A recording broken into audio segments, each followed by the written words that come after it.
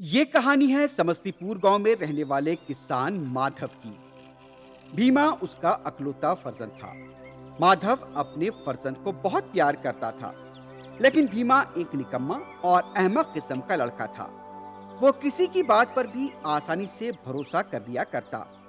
माधव ने काफी तलाश के बाद सिंधिया नामी लड़की को अपने फर्जंद के लिए पसंद किया और भीमा से उसकी शादी करा दी। एक दिन जब भीमा अपने घर के पास दरांती का दस्ता बना रहा था, अचानक वहां 3 भूतियां पहुंच गईं। हमारे बादशाह ने तुम्हें बुलाया है। तीनों भूतियां बहुत ही अजीब थी, स्याह रंग की थी और काफी अजीब नजर आ रही थी। भीमा जो अहमक किस्म का लड़का था, उसे महसूस ही नहीं हुआ कि वो भूतियों के साथ गुफ्तगू कर रहा है। उसने भूतियों से पूछा, तुम्हारे बादशाह ने मुझे क्यों बुलाया है? मैं क्यों आऊं उनके पास? भीमा ने जब जवाब दिया तो भूतियों ने सोचकर कहा, तुम दुनिया के सबसे अक्लमंद इंसान हो। हमारे बादशाह ने सोचा कि तुम वो काम कर सकते हो जो दूसरा इंसान नहीं कर सकता, इसलिए तुमको बुलाया है। मुझे लगता है कि तुम्हारे बादशाह को ये पता नहीं कि मेरे वालिद मुझसे ज्यादा ज़हीन और अक्लमंद हैं। तुम लोग उन्हें अपने साथ ले जाओ तो वो तुम्हारी मदद कर सकते हैं। शाम तक इंतजार करो। भीमा की बात सुनकर भूतनी ने कहा, फिर एक काम करो, कल सुबह तुम और तुम्हारे वालिद बंदरगाह के पास आ जाना। वहाँ से हम तुम्हें अपनी रियासत ले जाएंगे। और एक बात सुनो, हमारे बादशाह तुम्हें एक अच्छा सा तोहफा भी देंगे। हम तुम्हारा कल सुबह इंतजार करेंगे। भूतनिया ये कहकर वापिस चली गई। उस रात जब माधव घर आया तो भीमा ने उसे भूतनियों की बात बताई। बाबा, बादशाह ने हमें तलब किया है। उनके फौजी आए थे। उन्हें हमसे कोई काम है। उन्हें लगता है कि वो काम हमारे अलावा कोई दूसरा नहीं कर सकता। बेटे की बात सुनकर माधव अपने फर्जंद के साथ सुबह सुबह समंदर के साहिल की तरफ चल पड़ा। उसे यह जानना था कि आखिर माजरा क्या है।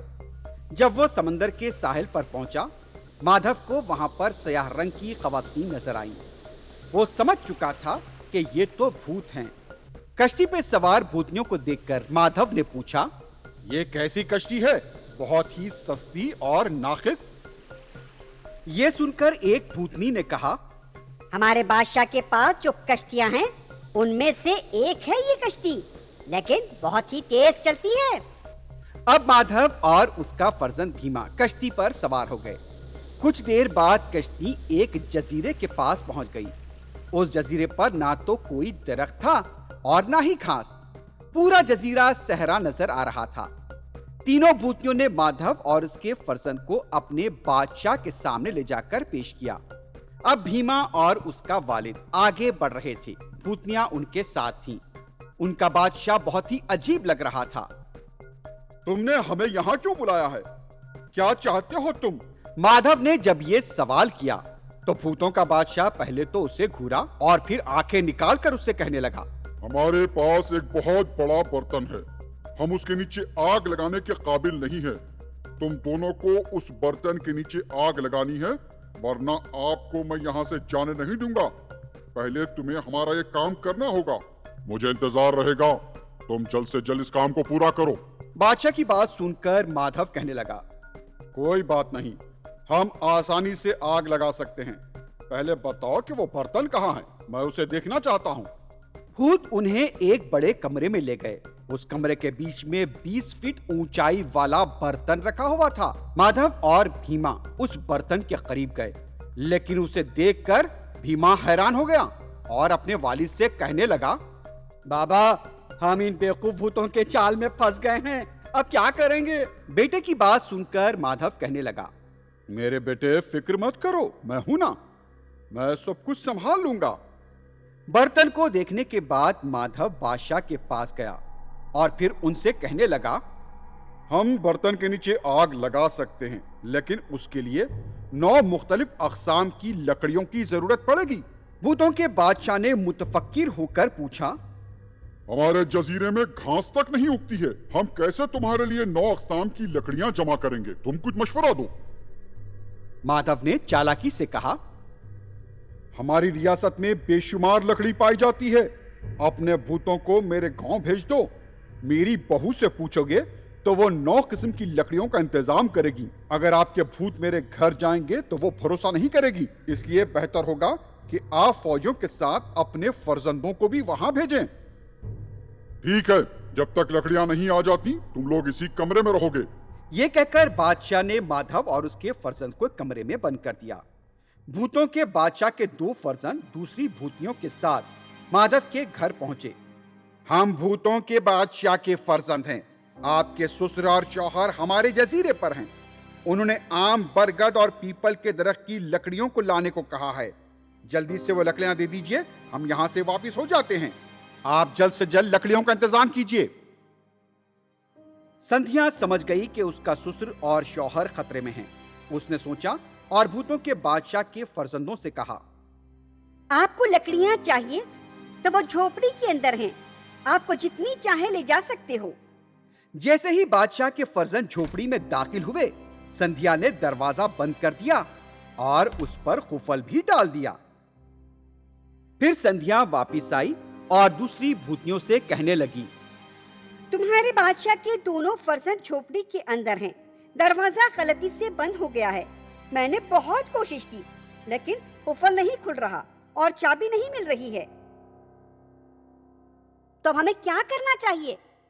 تب سندھیا نے کہا، سنیے جی، میرے سسر اور شوہر اس قفل کی چابی کے بارے میں ہی جانتے ہیں۔ جب تک وہ یہاں نہیں آئیں گے تب تک آپ کے بادشاہ کے فرزند باہر نہیں آ پائیں گے۔ سندھیا کی بات سن کر بھوتنیاں وہاں سے فوری روانہ ہو گئیں اور سیدھے اپنے جزیرے پہنچی اور پھر وہاں جا کر بادشاہ کو سب کچھ بتا دیا۔ یہ سن کر بادشاہ بہت برہم ہوا، لیکن اس کے پاس دوسرا کوئی راستہ نہیں تھا۔ اپنے فرزندوں کو واپس لانے کے لیے اس نے مادھو اور اس کے فرزند بھیما کو ان کے گاؤں روانہ کرنے کا انتظام کر دیا۔ کمرے میں سے مادھو اور بھیما کو نکالا گیا۔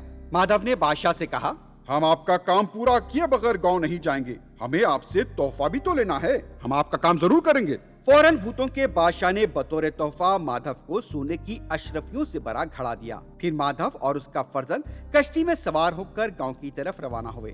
پھر بادشاہ کے دونوں بھوت بیٹے اپنے جزیرے واپس لوٹ گئے۔ بیٹوں کی واپسی پر بادشاہ نے چین کی سانس لی۔ وہیں سندھیا نے اپنے سسر اور شوہر کو سارا ماجرا سنایا۔ مادھو کو اپنی بہو پر بہت رشک ہوا اور تینوں خوشحال رہنے لگے۔ یہ کہانی ہے ایک بادشاہ اور اس کے 3 ہونہار بیٹوں کی۔ بادشاہ کے تینوں بیٹے ہر فن میں ماہر تھے۔ بادشاہ اپنے تینوں بیٹوں سے بہت پیار کیا کرتا تھا۔ ایک بار بادشاہ سوچنے لگا کہ اس کے بعد اس کا جانشین کون ہوگا، اور وہ الجھن میں پڑ گیا۔ ایک دن بادشاہ نے اپنے تینوں بیٹوں کو بلوایا اور ان سے کہنے لگا، میرے شہزادوں، میں ضعیف ہوتا جا رہا ہوں، مجھے آرام کی ضرورت ہے، اس لیے میں نے فیصلہ کیا ہے کہ تم میں سے جو بھی مجھے انمول اور حیرت انگیز چیز لا کر دے گا وہی میرا جانشین بنے گا۔ یہ سن کر شہزادے خوش ہوئے اور انہوں نے اپنے والد کی بات کا اسبات میں جواب دیا۔ دوسرے دن تینوں شہزادے ضرورت کا سامان اور درکار رقم لے کر گھوڑوں پر سوار ہوئے۔ تینوں نے طے کیا کہ وہ اب 3 مہینے بعد ملاقات کریں گے۔ تینوں شہزادے 3 الگ الگ راستوں پر نکل پڑے۔ ایک طویل سفر کے بعد بڑا شہزادہ حکیم پور پہنچا۔ وہاں اس نے ایک کمرہ کرائے پر لیا اور پھر وہاں کی حیرت انگیز اور خاص چیزوں کی تلاش میں نکل پڑا۔ راستے میں اس نے ایک شخص کو خوبصورت قالین فروخت کرتے ہوئے دیکھا۔ بھائی صاحب، اس قالین کی کیا خاصیت ہے اور اس کی قیمت کتنی ہوگی؟ جناب، اگر تم اس قالین پر بیٹھو گے تو یہ تمہیں منٹوں میں کہیں بھی لے جا سکتی ہے۔ اس کی قیمت 1000 سکے ہے۔ بڑے شہزادے نے قالین کے دکاندار کو 1000 سکے دیے اور قالین خرید لی۔ اس دنیا میں اس قالین سے زیادہ عجیب و حیرت انگیز کچھ نہیں ہو سکتا۔ میرے والد کا میں ہی جانشین ہوں گا۔ اس طرح سوچتے ہوئے بڑا شہزادہ گھر لوٹنے لگا۔ دوسری طرف کچھ دن سفر کے بعد دوسرا شہزادہ گوتم پور پہنچا۔ وہ بھی گاؤں میں حیرت انگیز اور عجیب چیزیں دیکھنے کے لیے نکل پڑا۔ وہاں ایک شخص عجیب آئینے فروخت کر رہا تھا۔ بھائی صاحب، اس آئینے کی کیا خاصیت ہے؟ اس پر دکاندار نے بتایا، اگر تم بہت دور مقیم شخص کے بارے میں سوچو گے تو تم اس شخص کو اس آئینے میں دیکھ پاؤ گے۔ یہ بہت ہی عجیب چیز ہے۔ दूसरे शहजादे को लगा कि इस आईने से बढ़कर हैरत अंगेज और अजीब चीज कुछ नहीं हो सकती। वालिद का जानशीन बनने का सोचकर उसने 1000 सिक्कों में वो आईना खरीद लिया और घर की तरफ चल पड़ा। वो खुश था कि उसे एक अजीब और गरीब चीज मिल चुकी है। तीसरा शहजादा कई जंगल और चट्टानों को अबूर करते हुए चित्रकूट पहुंच गया। वहां उसने एक कमरा किराए पर लिया और शहर की अनोखी हैरत अंगेज चीजें देखने के लिए निकल पड़ा। रास्ते में एक शख्स बहुत ही खूबसूरत सुनहरा कमल का फूल फरोख्त कर रहा था, लेकिन उस अनोखे कमल के फूल की सही कीमत देने वाला कोई नहीं मिल रहा था। सुनो भाई, इस कमल के फूल की खासियत क्या है? इस पर फूल फरोख्त करने वाला कहने लगा, जनाब, ये फूल कभी नहीं सूखेगा और ना मुरझाएगा। जब भी कोई इसकी खुशबू सूंघेगा उसकी हर तरह की बीमारी दूर हो जाएगी और वो मुकम्मल सेहतयाब हो जाएगा। ये बहुत ही हैरत अंगेज फूल है जनाब। फौरन शहजादे ने उस दुकानदार को 3000 सिक्के दिए और कमल का फूल खरीद लिया। तीसरे शहजादे को यकीन था कि इससे अनमोल और हैरत अंगेज चीज कोई नहीं हो सकती। ये सोचकर वो वापस लौटने लगा। तीनों शहजादे पहले से तय मुकाम पर आकर मिले और तीनों ने अपनी अपनी चीजों को लेकर बहस भी की। मेरी अच्छी तेरी अच्छी, यही बात इन तीनों में होती रही। अचानक दूसरा शहजादा कहने लगा, हमें यहाँ पर बहस नहीं करनी चाहिए। पहले मेरे आईने में देखकर बाबा का हाल मालूम करते हैं, ना जाने उनकी सेहत कैसी होगी। तीनों शहजादे अपने वालिद को याद करने लगे और आईने में देखने लगे। उन्हें वालिद की बहुत याद आ रही थी। वहां उन्हें नजर आया कि उनके वालिद बीमार पड़े हुए हैं। फिर तीनों शहजादे बड़े शहजादे की खरीदी कालीन पर बैठ गए और महल की तरफ रवाना हो गए। महल पहुंचते ही तीसरे शहजादे ने वक्त ज़ाया किए बगैर अपने पास मौजूद सुनहरे कमल के फूल को अपने वालिद की नाक के पास ले जाकर रख दिया। उस फूल को सूंघते ही बादशाह फौरन बहाल और मुकम्मल सेहतयाब हो गए। सब हैरान थे और खुश भी, लेकिन बादशाह अब उलझन में थे कि उनका जानशीन कौन होगा। तीनों शहजादों ने जो चीजें लाई थी वो बहुत ही अनमोल, अजीब और हैरत अंगेज थी। वो तीनों चीजों का इस्तेमाल भी हो चुका था और बादशाह उससे सेहतयाब भी हो चुके थे। बादशाह को फैसला लेना मुश्किल नजर आ रहा था कि आखिर कौन सी चीज बेहतर है। तीनों चीजों ने उनकी जान बचाई थी। बादशाह मर सकते थे अगर उनके पास ये तीनों चीजें नहीं होती। आखिरकार बादशाह ने रियासत के 3 हिस्से कर दिए और तीनों शहजादों को एक एक रियासत का बादशाह बना दिया। फिर बादशाह ने अपनी बाकी जिंदगी ऊपर वाले की इबादत में गुजारी। Please watch and subscribe to our channel and don't forget to tap the bell icon. Thank you.